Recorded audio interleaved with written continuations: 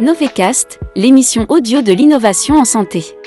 Une émission audio proposée par Noveca, le réseau stéphanois qui fédère et anime les acteurs de l'innovation en santé des dispositifs médicaux en Auvergne-Rhône-Alpes.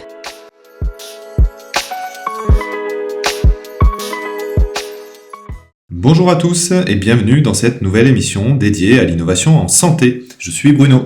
Et moi, Amélie, et ensemble nous vous proposons d'explorer l'innovation en santé au fil des épisodes. Aux manettes de cette émission audio, Noveca, le réseau qui rassemble les acteurs des dispositifs médicaux sur le bassin stéphanois. Cette émission sera focus, si l'on peut dire, sur deux grands axes majeurs de Noveca. Qui sont la prévention santé et le développement durable. Pour en parler, nous avons d'abord tendu notre micro à Nathalie Coé, directrice de Noveca. Bonjour Nathalie. Alors cette émission audio mettra la lumière sur deux thèmes centraux.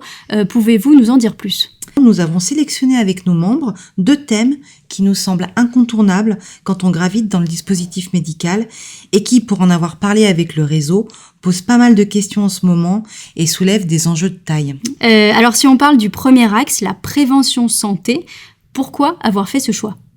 Eh bien, en premier lieu, parce que les dispositifs médicaux jouent un rôle central dans la prévention des maladies, la gestion des pathologies chroniques. Là, on parle à la fois de santé publique, mais aussi d'amélioration de la qualité de vie des patients. Les entreprises de ce secteur se doivent de proposer des solutions qui intègrent les enjeux de prévention, voire qui répondent aux besoins directement de ces enjeux et qui soient à la fois efficaces, accessible et économiquement viable. Tournons-nous à présent sur le second axe fort de Noveca en 2025, c'est la RSE, autrement dit le développement durable. Là encore, pouvez-vous nous éclairer sur ce parti pris de Noveca ? Alors, on sait qu'aujourd'hui, la RSE et en particulier son volet environnemental, c'est un sujet qui est perçu comme très complexe, voire épineux, et encore plus pour les entreprises du secteur médical. C'est pas un scoop, les réglementations en la matière commencent à apparaître, les entreprises ne peuvent plus l'ignorer et se retrouvent prises en étau avec d'un côté cette réglementation RSE montante et forcément contraignante, et puis de l'autre côté la réglementation spécifique aux produits de santé, et parfois c'est antinomique. Vous avez un exemple ? Je vous donne un exemple très simple. Les matières recyclées sont interdites pour la fabrication d'un dispositif médical.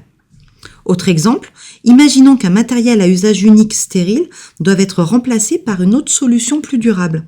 Cela pose évidemment toutes les questions de normes relatives à la sécurité sanitaire, aux circuits de recyclage et de revalorisation.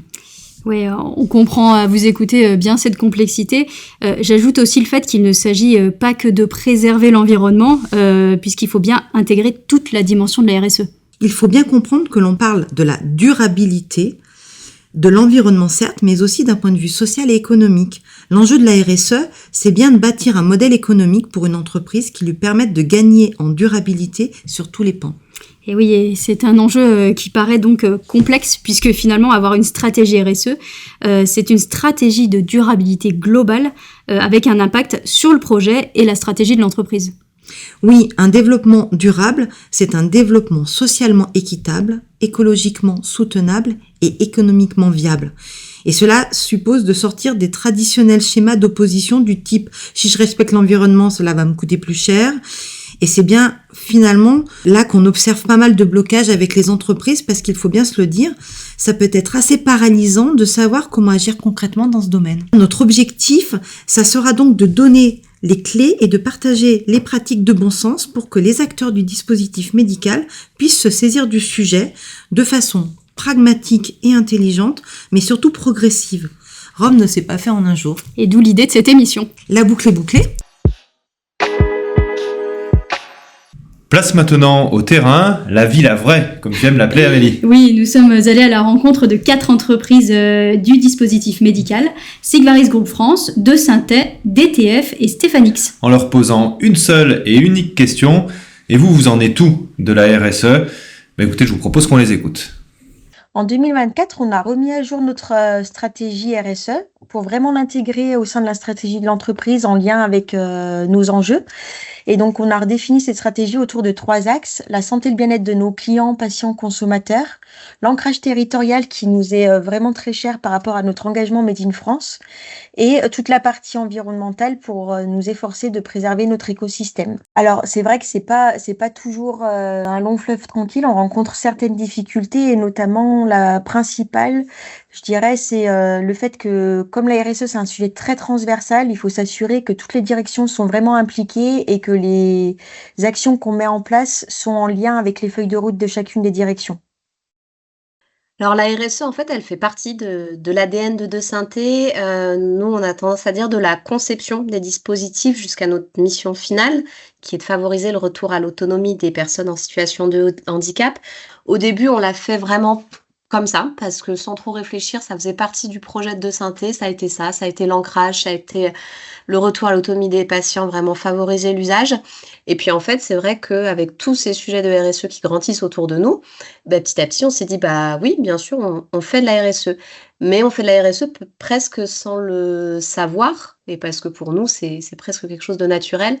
Il y a beaucoup de personnes qui se font parfois une montagne de la RSE. Mais en fait, je pense qu'on est nombreux à en faire quand on fait une petite introspection et qu'on regarde ce qu'on fait au quotidien. Il y a plein de petites actions qui ont des impacts assez forts en RSE et qui sont pas toujours identifiées en tant que telles. Il y a toujours pour nous, moi je pense un vrai équilibre sur la RSE qui est pas évident, qui est de faire et de reporter, de communiquer, et de pas, en fait, à un moment, contrebalancer et passer plus d'énergie à valoriser ou justifier des actions de RSE par rapport au temps qu'on passe à vraiment faire des actions de RSE. Et je pense que la vraie difficulté, elle est là. Il faut pas se perdre. La RSE, avant tout, c'est des actions, c'est qu'on mène au quotidien, et il faut que la majorité de notre énergie, elle reste focalisée là-dessus. On a établi un plan d'action. Alors pour l'instant, on a commencé d'établir le plan d'action, mais on n'est pas encore jusqu'à mettre en place toutes les actions. Dans certaines actions qu'on voudrait mettre en place, c'est un coût non négligeable, en fait. Puis c'est aussi très chronophage, en fait. On n'a pas toujours le temps de se concentrer sur ce type d'action, parce qu'on sait que ça va être long. En fait, il faut que ça devienne partie prenante de la vie d'entreprise, en fait. Et c'est ça qui est difficile, en fait, à mettre en place pour l'instant. Il faut changer des habitudes, il faut regarder ce côté financier, et changer tout ça, c'est pas si simple. Je dirais que la RSE, on fait beaucoup de petites choses qui mises bout à bout sont plutôt intéressants, mais c'est pas toujours facile à vendre ce concept, parce qu'on a l'impression de dire, vous voyez, on fait ci, on fait ça, c'est bien, alors que c'est pas très facile à valoriser. Voilà, en fait. C'est tout à fait ça. Nous, on trouve aussi qu'il y a beaucoup de certifications, beaucoup de labels. Et ce n'est pas évident de s'y retrouver, et ce sont des simples questionnaires sur lesquels on doit répondre sur Internet, et qu'est-ce que ça nous apporte vraiment, quoi. Oui. De retrouver ces petits là-dedans, on ne sait pas trop vers quel label il faut aller, pourquoi celui-ci, pourquoi pas un autre, c'est pas très clair. On déploie des actions assez pragmatiques et de bon sens sur les thématiques ESG. On a fait un premier rapport de durabilité l'année dernière, et tous les jours, on essaie de s'améliorer. En gros, c'est vraiment ça, quoi. Donc, c'est plutôt, bon sens et pragmatisme. Nous, c'est vraiment la clé, notre clé de lecture. Et puis après, comme je vous le disais, on n'est pas un grand groupe. Donc, il faut qu'on fasse avec les moyens que l'on a. Une solution envisagée qui n'est pas économiquement viable ne sera pas durable. Elle est mort-née, je serais tentée de dire. On s'est vite aperçu qu'effectivement, pour que ça fonctionne, il ne faut pas que ça soit une affaire de spécialistes, de 1 ou 2 personnes dans la société. Il faut vraiment que ça soit ancré dans les pratiques terrain, un peu comme la qualité. Parce que je pense que chaque collaborateur doit comprendre maintenant que la RSE, en fait, c'est une nouvelle donnée d'entrée liée à leur métier. Et au même titre que l'IA arrive, qu'on doit prendre en compte dans nos pratiques, il faut intégrer ces données, entre guillemets, d'entrée ESG. Plus les process métiers reflèteront, en fait, cette prise en compte, mieux on sera vertueux. Si on a le sens du bien commun et le bon sens et un peu de pragmatisme, l'idée effectivement c'est que si on gagne, tout le monde gagne.